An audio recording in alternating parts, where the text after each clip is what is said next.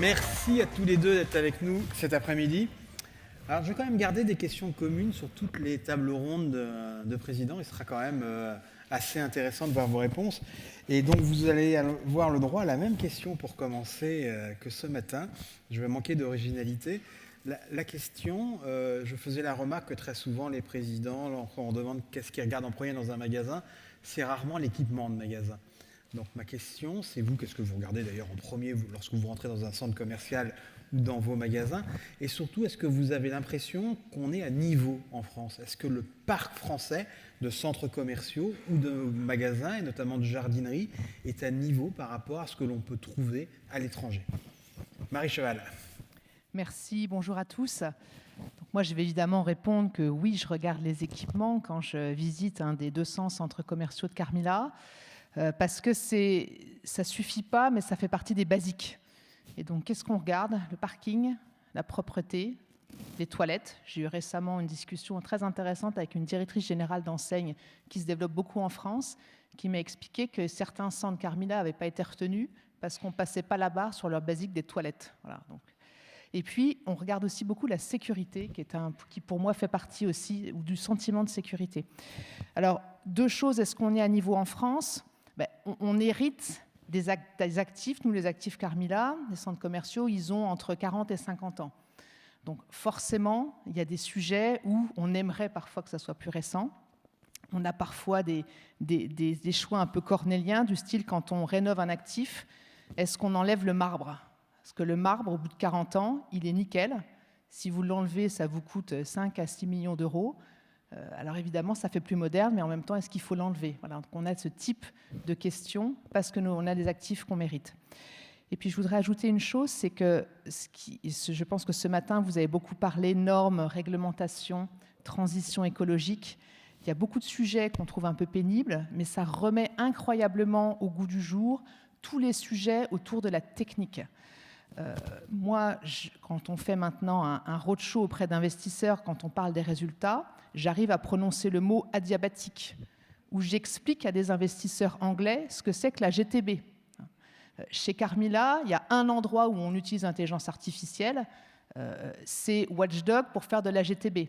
Donc je trouve que ça remet vraiment ces sujets d'équipement au cœur, donc voilà, profitez-en. Alors, Éric Boucher, juste une petite remarque. D'abord, je suis ravi qu'il y ait une enseigne non alimentaire, c'est très important. Donc, vous êtes la première enseigne non alimentaire à témoigner et c'est très bien. Merci. J'espère que je ne serai pas la dernière. Nous espérons tous. Bonjour à tous. Alors moi j'ai un tropisme historique et personnel très orienté vers la technique. Donc quand je rentre dans un magasin, une des premières choses que je regarde, c'est l'état des équipements du magasin. C'est un peu paradoxal, mais dans notre métier, la dépendance qu'on a à l'énergie, notamment en hiver pour maintenir nos plantes, fait que toute déviance sur ce sujet-là est assez catastrophique. Donc on a une vraie volonté de maîtriser ces aspects techniques et une maîtrise qui est presque obsessionnelle, voire internalisée pour beaucoup. Le sujet, c'est un peu le même que pour Carmila. On a des magasins, le gros de notre vague de développement, c'était il y a une trentaine d'années, pour faire simple. Et les contraintes n'étaient pas les mêmes. Aujourd'hui, ces magasins, ils ont beaucoup bougé dans leur forme commerciale et un des grands enjeux, c'est que la technique suive la réorganisation commerciale et que la réorganisation commerciale, de temps en temps, pense qu'il y a de la technique derrière. Et notamment, quand on est sur des sujets de chauffage, refroidissement, d'avoir des zones qui sont mal gérées, c'est une vraie catastrophe. Alors j'ai énuméré ce matin le nombre de lois, je ne vais pas recommencer, une dizaine de lois sur l'environnement. Vous avez envie de dire quoi? Stop ou encore? Ou c'est très bien, il le faut parce qu'il faut aller encore plus vite? Ou de temps en temps ça va un peu trop loin et tout ça, ça va avoir de l'impact sur les prix, soit sur vos marges, soit sur les prix? Je pense que sur l'objectif général qui est d'éviter une catastrophe climatique, d'être moins énergivore et de baisser notre empreinte carbone, tout le monde est d'accord. Tous les acteurs ont des objectifs ambitieux. Nous, chez Carmila, on vise à être neutre en émissions de carbone en 2030 sur les scopes 1 et 2 et en 2040 sur les scopes 1, 2, 3. Et c'est totalement intégré dans nos process. Ensuite, je crois que le sujet, c'est que, en France, on adore exceller en tout, et notamment en bureaucratie et faire beaucoup de lois. Et on arrive à des situations où effectivement on a des injonctions contradictoires et si on veut tout faire bien, on n'y arrive pas ou on y passe trop de temps. Et donc c'est cet équilibre qu'il faut trouver, qu'on trouve dans certains domaines, qu'on ne trouve pas dans d'autres. Enfin, on va parler parking, photovoltaïque. En même temps, on parlait à midi avec certains sur... Il y a des normes qui ont été très vertueuses. Par exemple, l'accessibilité handicapée. Je pense que s'il n'y avait pas eu à un moment une norme très, très brutale, on n'en serait pas là où on en est en France aujourd'hui, et ça, c'est très bénéfique. Donc voilà, il faut trouver un espèce d'équilibre, il faut dialoguer avec les pouvoirs publics, mais l'objectif, on doit le tenir, et d'ailleurs, le fait est qu'on y arrive. S'il n'y avait pas eu le décret tertiaire, si on n'avait pas dû mesurer, on ne saurait pas qu'on a réduit chez Carmila, entre 2019 et 2023, on a réduit de 46% nos émissions de carbone. Et sans détruire et tout reconstruire, et pour beaucoup de choses en faisant des petits projets, en mesurant, en équipant en LED, etc. Donc il faut trouver un équilibre. Éric Boucher ? Oui, je pense que fondamentalement, les lois, elles poursuivent un objectif qui est sain. Historiquement, même nous, on a même suscité des lois dans d'autres domaines sur les pesticides pour homogénéiser les pratiques dans une profession. C'est plutôt la manière dont les lois sont prises en France. En fait, en France, on aime bien trouver, le corps législatif aime bien trouver des solutions techniques à des problèmes qu'il ne comprend pas. Et par exemple, je vous donne un exemple tout bête, c'est la loi LOM. La loi LOM, aujourd'hui, qu'est-ce qu'on voit ? On voit quand on installe, donc nous, je vous rappelle, cette volonté de maîtrise, on a installé nos propres parcs pour comprendre comment les clients les utilisaient. Et on se rend compte que le ratio de nombre de places électrifiées, j'allais dire, par rapport au nombre de places de parking, ça n'a pas de sens en fait, parce que quand vous mettez une borne rapide, qui dépasse les 100 kW, c'est elle qui fait quasiment toutes les charges. Et donc on va nous dire, mettez 5, peut-être 10 demain, puisque ça subodore les 10%, alors que le vrai besoin, ce serait peut-être d'avoir en puissance 3, 4, 5 points de recharge. En clair, une station de service électrique, pour le renommer autrement, qui fasse le boulot. Après, sur les objectifs, encore une fois, ils sont, pour moi, justifiés, importants par rapport à ce qui est en train de nous arriver, et puis réalistes et réalisables. Là, vous parliez tout à l'heure du décret tertiaire. J'ai projeté il y a quelques jours la trajectoire qu'on avait fixée à moins 50 en 2030. Et bon, ça va être relativement, peut-être pas facile, mais atteignable, facilement atteignable. Il y a des investissements, il y a des efforts à faire, mais c'est atteignable à partir du moment où, on mesure là où on en est, on mesure au quotidien, on chasse le gaspille, pour reprendre une vieille expression, et paradoxalement, on ne s'en sortira pas si on n'automatise pas nos systèmes, parce que la faille dans nos systèmes, c'est l'humain, et on s'est rendu compte que dans bien des cas, par exemple, le réglage d'un thermostat, c'est pas fait ni pour les plantes, ni pour les clients, mais parce que peut-être l'occupant de la zone aimerait mieux être en t-shirt qu'avec une petite polaire. Finalement, c'est beaucoup de choses simples. Ce matin, il faut réparer les fuites, et cet après-midi, c'est autre chose. Mais le bon sens, comme dit Thierry Cotillard, le bon sens paysan. En fait, il faudrait nous fixer l'objectif puis nous laisser définir les modalités. Et c'est ce que dit Eric est très vrai. C'est-à-dire souvent, on veut dire à chacun comment il faut faire sur des sujets tellement complexes que c'est difficile de le dire depuis Bercy. Alors, si on va sur les questions de consommation d'énergie, Marie Cheval, selon vous, comment le décret tertiaire améliore la collaboration entre bailleurs et locataires pour atteindre les objectifs de réduction de consommation d'énergie ? D'abord, il dit qu'on doit collaborer et que les deux sont responsables de l'atteinte de cet objectif. Ça force à s'en parler. On a en ce moment beaucoup de discussions pour donner aussi de la visibilité à nos preneurs, pour éviter qu'ils pensent que d'un coup les charges vont augmenter. Parce qu'en fait, la réduction de la consommation d'énergie, elle est très vertueuse pour tout le monde. Elle est vertueuse pour le bailleur et aussi pour le preneur. Et parfois, en investissant un tout petit peu de CAPEX, vous avez une grosse réduction des OPEX. Donc voilà, donc je pense qu'on va arriver à cet équilibre-là. On s'aperçoit, on a maintenant un petit peu de recul quand même, quelques années. On s'aperçoit qu'il n'y a pas de gros pics d'investissement pour atteindre les objectifs du décret tertiaire. Quand on doit changer un système de climatisation, ventilation, chauffage, on le change tous les 5 ans, tous les 10 ans, tous les 15 ans. On ne va pas les changer juste pour le décret tertiaire. Et on s'aperçoit également qu'en faisant un certain nombre de petits projets, vous parliez de réparer les fuites, les changements d'éclairage en LED, la simple mesure, le fait d'être plus orienté sur la GTB qu'avant, d'y passer plus de temps, rien qu'avec ça, on arrive à réduire les choses. Donc moi, je pense qu'on va y arriver sur le décret tertiaire. Voilà, je suis très optimiste. Alors, je ne veux surtout pas lancer une notion de scoring. Je n'ai pas un faible pour le scoring. Mais Alexandre Bompard nous a dit 22% de réduction de consommation électrique. Dans les centres commerciaux, vous êtes à combien de réduction ? On est même au-delà de ça. On est un petit peu au-delà de ça. Voilà. Quand on regarde, l'année dernière, on a fait moins 25%. Aussi parce qu'on mesure mieux. Voilà. Et c'est tous les petits projets que je viens d'évoquer. Je voudrais citer l'exemple, par exemple, à Purpan, Toulouse-Purpan. On a installé un supermarché Action de 1000 m². On en a profité pour changer le système de climatisation, ventilation, chauffage. On a travaillé avec du béton bas carbone. On a travaillé avec Cycle Up pour tout recycler. On a mis 77 panneaux photovoltaïques sur le toit. On a mis de la diabatique. Conclusion, on a réduit la consommation d'électricité par 3. Voilà. On en apprend tous les jours comment Carrefour réduit les factures d'Action. Je trouve ça extraordinaire. Tout à fait. Carmila. Voilà. Il y a toujours un espèce de... Voilà. Carmila. Carmilla, je rectifie. Dans une jardinerie, la consommation d'électricité, c'est un budget important. Et de combien vous l'avez réduit ? En énergie, c'est le premier poste. Premier poste ? En énergie, oui. Devant le chauffage. Et c'est de loin, parce qu'en fait, on se rend plus compte qu'un point de vente est éclairé de son ouverture à sa fermeture.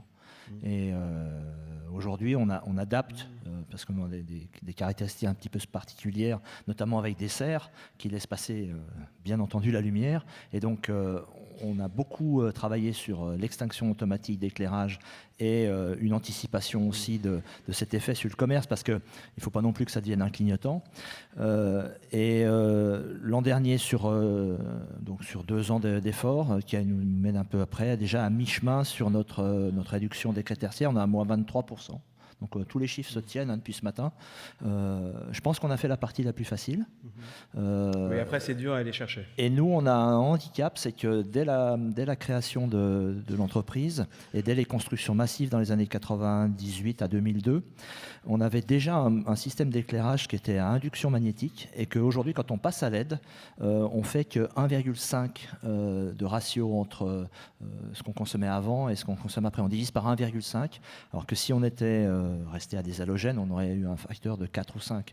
Donc ça, c'est un sujet par rapport aux références du décret tertiaire. Et puis le deuxième point qui aujourd'hui est important, je pense que on parle de l'énergie et de l'électricité, mais on va aussi vers la décarbonation de nos 2 premiers scopes, qui ne représentent chez nous que 2%. Du global. Et cette décarbonation, elle va aller vers une électrification de nos moyens de chauffage principalement. Et on essaie de la compenser par une installation judicieuse de panneaux solaires que l'on a calé d'un point de vue économique. On est une entreprise familiale, on est près de nos sous, si je le dis simplement. Pour l'instant, la couverture des parkings que la loi exige, chez nous, la contrepartie, ça peut être une couverture végétale de ces parkings. Elle ferait sens au titre d'une jardinerie. Elle est déjà bien avancée parce qu'on avait déjà beaucoup développé ça. Donc, pour l'instant, on installe des panneaux solaires que de manière à ce que leur production soit entièrement consommée sur le site. Et la logique que l'on a, c'est tout simple. En été, il fait soleil. C'est parce qu'il fait soleil qu'il fait chaud, et c'est parce qu'il fait chaud qu'on aura besoin de refroidir. Donc mettons la puissance photovoltaïque pour piloter notre refroidissement et notre consommation. Et bien sûr, baissons la consommation. Et vous avez beaucoup de magasins équipés en photovoltaïque ? Aujourd'hui, on a à peu près la moitié des magasins qui sont en chantier sur le sujet et un quart qui sont déjà équipés. Et le budget, combien si vous allez avoir un joker ? On investit à peu près 3 millions par an 3 millions. À notre échelle sur les installations photovoltaïques. Alors sur un autre sujet, Eric, j'aimerais que vous nous parliez de la pénurie d'eau, parce que ces 2 sujets, je pense, pour vous, vous allez me dire si j'ai tort ou pas. Il y a le sujet du consommateur, parce que pénurie d'eau, il faut les arroser, les plantes à l'extérieur ou à l'intérieur, donc est-ce que ça change la manière d'acheter des plantes ? Et après, bien évidemment, consommation d'eau. vous devez bien évidemment les arroser. Est-ce que vous êtes inquiet dans certains départements de la pénurie d'eau ? Alors, l'inquiétude, ça ne sert pas à grand-chose parce qu'au final, ça ne va pas nous empêcher d'agir, heureusement. Mais on a un magasin à Perpignan, pour être très, très clair. Oui. L'impact des décisions préfectorales, c'est moins 25% sur le chiffre. Ah oui. Ouais. On ne va pas être inquiet, mais ça on pose pose des question. questions quand même. Donc, par exemple, à Perpignan, ce qu'on est en train de faire, c'est ce qu'on fait dans nos magasins des Alpes en hiver. C'est-à-dire qu'on diminue nos stocks extérieurs en été, nos stocks de plantes, pour avoir moins de plantes à arroser. De toute façon, il n'y aura pas, puisqu'il y a des interdictions d'arroser chez les clients, il y aura peu de ventes et peu de capacité pour nos clients de faire démarrer des plantes dans des conditions optimales. Donc, chez Botanique, depuis toujours, on a une garantie des plantes pendant 3 ans. Donc, ce n'est pas notre intérêt que quelqu'un vienne acheter une plante, la plante, ne l'arrose pas, la fasse mourir, parce qu'on va lui en redonner une autre, sans lui poser de questions. Donc, on réduit notre périmètre et on optimise. On est issu d'entreprises horticoles, donc on maîtrise les techniques d'arrosage de l'horticulture, le goutte à goutte, des choses qui ont été développées dans les années 50-60 par les Israéliens pour irriguer le Negev. Et donc, on a mis en place ces techniques et on réduit le périmètre à arroser principalement, parce que de toute façon, le manque d'eau, on l'a. Ça, c'est le premier point. Le deuxième point, on avait déjà démarré il y a une bonne dizaine d'années du stockage d'eau, de toiture et du stockage. Quand on n'avait pas ces techniques-là, on arrosait par aspersion. Donc, dans une pépinière, il y a à peu près un tiers de la surface, c'est des allées. Et quand on arrose des allées, ça ruisselle vers la collecte des eaux pluviales. Et donc, on avait créé un cycle fermé pour justement minimiser notre consommation d'eau. Mais c'est un vrai sujet, oui. Marie Cheval, j'imagine que vous êtes moins concerné par la consommation de l'eau. Si vous avez envie de répondre à cette question, vous répondrez. Mais ma question était plutôt sur le climat. De fortes chaleurs dans certains départements. Qu'est-ce que ça change pour la chaleur à l'intérieur des centres commerciaux et la fameuse climatisation Ça change qu'effectivement, quand il va faire beaucoup plus chaud, il va falloir soit qu'on climatise plus, soit qu'on trouve les moyens de faire supporter la chaleur par les clients et les magasins, ou mettre plus d'adiabatiques. J'ai réussi à le placer 2 fois. Mais voilà, mais ça, c'est tout le sujet plus global. Qui est très connecté aussi au sujet verdissement de nos parkings. Comment on arrive à éviter les îlots de chaleur. Et j'en reviens à notre sujet de transformation très, très long terme de nos actifs. Je l'ai dit, nos actifs, ils ont 40-50 ans.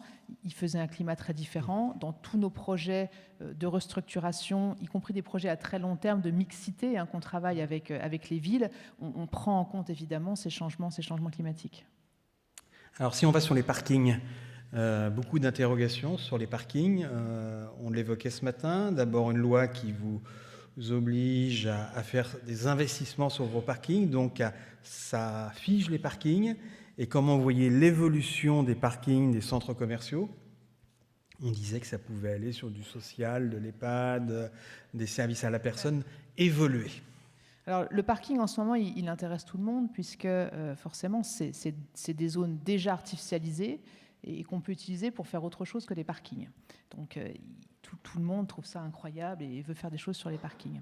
D'abord, on a déjà fait des choses sur les parkings, et je voudrais juste citer les bornes pour recharger les véhicules électriques. C'est 46% du parc français de bornes qui est sur les parkings de centres commerciaux. Donc, c'est tout à fait étonnant. 46%. Autant en être fier. Et ensuite, effectivement, tout l'enjeu des parkings, c'est comment on fait le bon projet, c'est-à-dire on évite de tartiner de panneaux photovoltaïques pour ne plus pouvoir bouger ces parkings-là, et tous les sujets qui sont en discussion autour de cette loi-là. Donc, le parking, il va évoluer dans certains endroits, dans beaucoup d'endroits, avec la ville. On a beaucoup de centres commerciaux qui ont été construits donc, il y a une 40aine d'années, qui ont été rattrapés par la ville. Et donc, nous avons des projets très, très importants de mixité urbaine avec Carrefour, avec Nexity, avec d'autres opérateurs pour transformer ça. Je prends l'exemple de Sartrouville.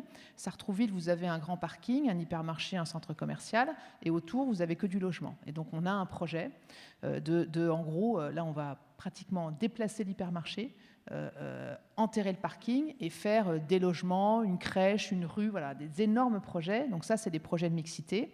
Il y en a beaucoup sur le parc Carrefour et sur le parc Carmilla.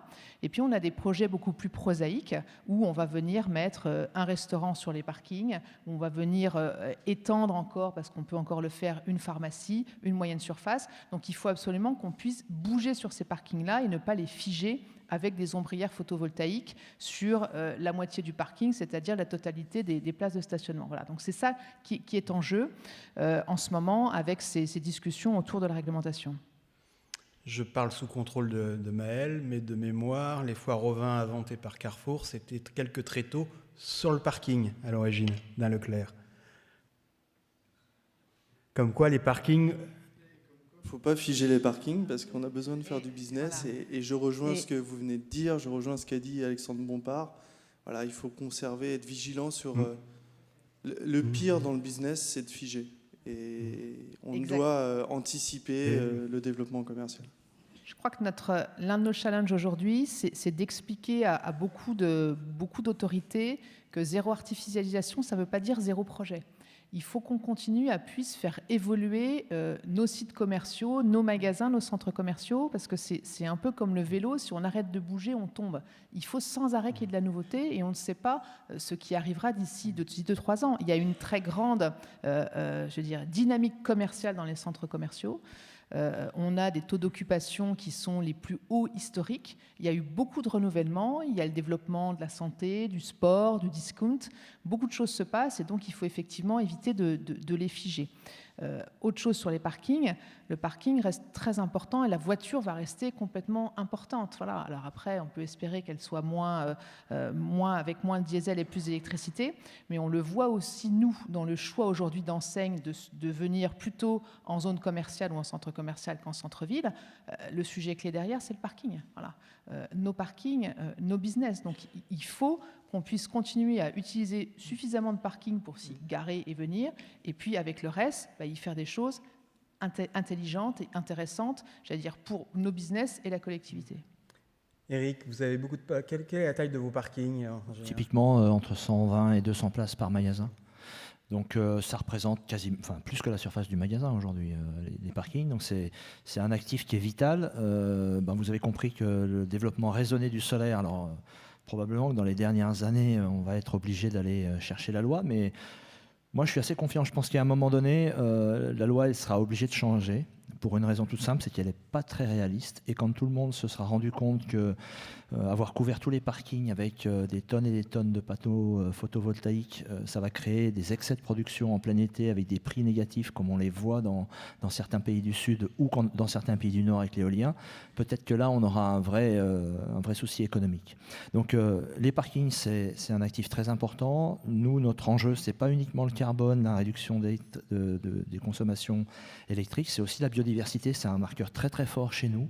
On veut maîtriser cet aspect-là, et parce que plus de vivants, même s'il n'y a plus de carbone, s'il n'y a plus de vivants, on n'est plus là. Et donc ça, c'est un vrai sujet. Et puis, notre type de commerce, c'est entre 5 et 7 venues par an seulement. Et donc, avec des achats qui sont ponctuels parce qu'ils sont ponctués par la saison, la saisonnalité des produits. Et donc, en réalité, les gens viennent systématiquement en voiture. C'est très, très, très, très, très rare que l'on ait des gens qui viennent autrement. On a quelques magasins urbains. On voit que dans ces magasins urbains, on a des taux de livraison qui sont énormes parce que les gens ne savent pas transporter les produits, tout simplement. Marie Cheval, on a abordé ce matin la question du handicap, de l'accessibilité des magasins. Qu'en est-il pour les centres commerciaux? Qu'est-ce que vous faites pour améliorer la situation? Je pense que d'un point de vue bâtiment, on est accessible, c'est dans les réglementations, et ça c'est bien, et c'est un avantage, je trouve, que nous avons en tout cas en France d'avoir fait ça. Ensuite, on travaille beaucoup sur le sujet par exemple des heures silencieuses, voilà, pour abaisser à certains moments de la journée, je vois que j'ai du succès au premier rang, abaisser à certains moments de la journée l'intensité lumineuse et la musique. Voilà, mais je pense qu'on n'a pas... Je trouve qu'on n'a pas à rougir aujourd'hui de l'accessibilité de nos centres commerciaux. Enfin, du point de vue du handicap visible et de la conformité à la réglementation, c'est un sujet qui est plutôt facile en jardinerie parce que c'est quelque chose de totalement plat. Donc dès l'origine, on a été sensibilisé à ça et on a mis en œuvre ce qu'il fallait. Donc il n'y a pas de problème, il n'y a pas de sujet du côté des bâtiments. Nous, on a un sujet qui est un peu connexe, qui est le vieillissement de la population et la part de pondéreux dans nos produits, ce qui nous a amené à développer beaucoup d'assistance pour justement des gens qui n'ont plus la force de soulever les produits, qui ont parfois sur des caddies qui sont forcément lourds, une difficulté à acheminer dans le magasin. Donc là, on a des équipes qui sont mobilisées pour les aider, en fait, tout simplement. Mais c'est pas dans le champ des réglementations d'accessibilité.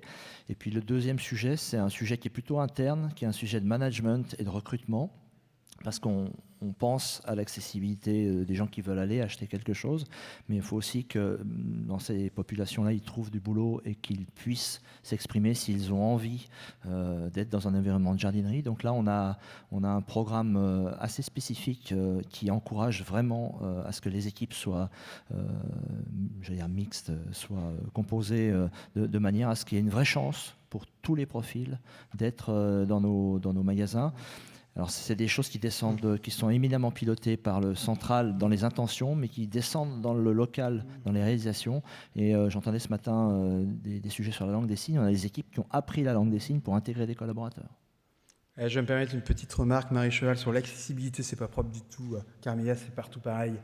Quand on dit accessibilité des handicapés dans le parking, toutes les petits dodanes qui sont là pour limiter la circulation, c'est un vrai problème d'accessibilité pour les personnes qui sont en fauteuil roulant dans une voiture et qui sautent au plafond dès qu'ils passent un dodane. Il y a un vrai travail à faire sur les dodanes dans les parkings. Mais c'est propre dans tous les centres commerciaux et dans beaucoup d'endroits. Autre sujet, la sécurité pour les centres commerciaux. On en parle beaucoup. Comment vous appréhendez cette montée, hélas, en puissance ? La sécurité, c'est un sujet qui, pour nous, est absolument primordial. Je pense que c'est ce qu'on doit en premier à nos clients, c'est de pouvoir être accessible et d'être dans un endroit sûr. Donc, c'est des sujets dont on n'aime pas trop parler, parce qu'on fait beaucoup, on n'en parle pas. Je pense qu'on a vécu plusieurs crises, que ce soit la crise des Gilets jaunes, la crise du Covid, qui nous ont fait beaucoup progresser et beaucoup progresser en proximité, notamment avec les pouvoirs publics, les forces de l'ordre. Et d'ailleurs, on peut être assez... les émeutes de juillet dernier ont montré aussi cette proximité-là. Donc je pense qu'il y a à la fois dans les équipes un professionnalisme exemplaire, une grande facilité à travailler. Après, c'est des sujets où il faut être très humble, piloter ça quotidiennement, être très vigilant sur certains. On voit que les sujets de sécurité peuvent se déplacer. Vous pouvez avoir un centre où vous n'avez pas de problème et puis d'un coup, paf, ça devient un sujet. Donc, et puis c'est une question de moyens également et de motivation. Donc voilà. Donc je crois que c'est un sujet très important où il faut être d'une grande humilité. Et en tout cas, on a des équipes qui, sur ces sujets-là, mais comme sur les sujets techniques, sont absolument exemplaires et primordiales. Et c'est des sujets, effectivement, on ne les met pas souvent en avant, mais voilà, j'en profite pour les saluer. Dans une jardinerie, c'est quoi le problème ? C'est la démarque surtout ? Alors, la démarque, je vais vous donner un scoop. Si vous jetez un produit au-dessus de la clôture de la pépinière, c'est extrêmement facile de voler dans une jardinerie. Donc, il faut avoir des présences. Ça nous ouvre des perspectives. Oui, si vous voulez. Il faut avoir des présences humaines pour gêner les gens qui ont envie de s'adonner à ce principe-là. Nous, un des sujets qu'on a eu alors, le cash ayant baissé, on a moins de sujets d'attaque à main armée, mais on avait des sujets d'attaque à main armée, notamment en région lyonnaise. On a eu 2-3 cas pendant presque 2 ans, c'était un vrai casse-tête. Aujourd'hui, les sujets auxquels on est confronté, avec une prépondérance de magasins sur le long du Rhône, on va dire, de Genève jusqu'à Marseille, c'est les migrations des gens du voyage. Et on a 6 magasins qui ont été impactés cette année, et pour certains, avec des occupations totales de parking pendant 1 mois, des gens qui invectivent vos clients et vos salariés. Autant vous dire que le chiffre d'affaires, c'est pire que la sécheresse à Perpignan. Alors, j'ai envie de terminer sur une note optimiste. Je crois que vous voulez devenir entreprise à mission. Botanique. On est entreprise à mission. Vous êtes entreprise à mission. On a démarré, historiquement, on a cet ADN depuis très très très longtemps, depuis le début des années 2000, et on s'est saisi de la loi dès qu'elle a été appliquée en 2019. Donc on a été entreprise à mission en 2020, on devait y avoir une petite dizaine de TI à l'époque, entreprise à mission sur 80. Et ça nous permet, l'intérêt qu'on y voit, c'est que ça nous permet de structurer encore plus notre démarche. Ça nous a permis de relancer la réflexion sur quels étaient les grands axes que l'on voulait travailler. Et c'est pas spécialement plus compliqué qu'avant. Je veux dire, pour nous, c'est notre travail qu'on reprolonge et qu'on reprojette pour les 10 ans à venir. Alors, avez-vous des questions pour Marie Cheval ou Éric Boucher? Oui, je vois une question là-bas. Merci d'appuyer sur le bouton et de vous présenter. Bonjour, Cyril Meyer, Lennox. Madame Cheval, vous avez cité à 2 reprises le système de climatisation adiabatique. Et en parallèle de ça, il a été sujet de la pénurie d'eau. Donc c'est un vrai sujet. Et je voulais savoir comment vous alliez l'aborder sur le long terme, puisque c'est quelque chose qui va un peu à l'encontre l'un de l'autre. Merci. Alors, je ne suis pas ingénieure, mais je crois quand même que ça ne consomme pas énormément d'eau. En tout cas, ça me semble raisonnable et ça reste une bonne solution. Je ne sais pas s'il y a d'autres spécialistes de l'adiabatique dans la salle. Excusez-moi, est-ce qu'on peut nous expliquer ce que c'est la diabétique? Parce que moi, je suis néophyte.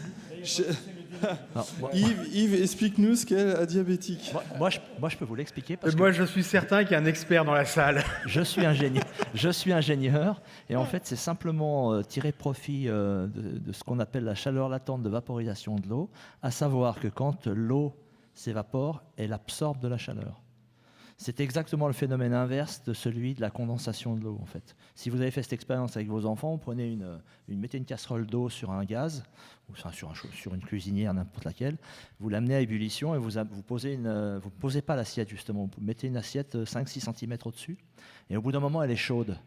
Et pourquoi elle est chaude? C'est parce que la vapeur d'eau est venue se condenser sur l'assiette, et qu'elle a cédé sa chaleur à l'assiette. Et bien, si vous faites le phénomène inverse, vous avez du refroidissement adiabatique.